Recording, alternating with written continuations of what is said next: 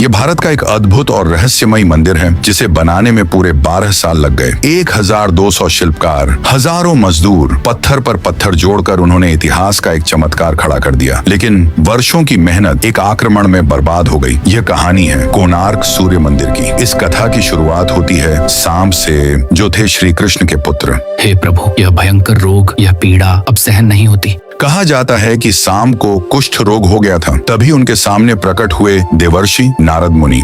हे सांब, यदि मुक्ति चाहते हो तो सूर्य देव की कठोर तपस्या करो, वही तुम्हें इस कष्ट से मुक्त कर सकते हैं। और फिर शुरू हुई एक असंभव तपस्या। एक दिन, एक महीना, एक वर्ष नहीं, पूरे 12 वर्ष। जब तक सूर्य देव प्रसन्न नहीं होंगे मैं तपस्या नहीं छोड़ूंगा। भक्ति जब अडिग हो तो देवताओं को भी झुकना पड़ता है। सांब की तपस्या से प्रसन्न होकर सूर्य देव प्रकट हुए। वत्स सांब, तुम्हारी तपस्या सफल हुई, तुम्हारा रोग अब समाप्त होता है। और उसी क्षण सांब रोग मुक्त हो गए। हे देव, आपके आशीर्वाद के लिए मैं जीवन भर ऋणी रहूंगा। यहीं आपके सम्मान में एक भव्य मंदिर बनवाऊंगा। समय बीतता गया, सदियां गुजर गईं। फिर आया 13वीं सदी का स्वर्णिम काल, जब उड़ीसा के महान शासक नरसिंह देव प्रथम ने इस मंदिर को भव्यता की नई ऊंचाइयों पर पहुंचा दिया। महाराज, यह मंदिर किसी साधारण संरचना जैसा नहीं होगा। यह सूर्य देव का रथ बनेगा, ऐसा रथ जैसा संसार ने कभी नहीं देखा। और फिर बना एक अद्भुत स्थापत्य चमत्कार।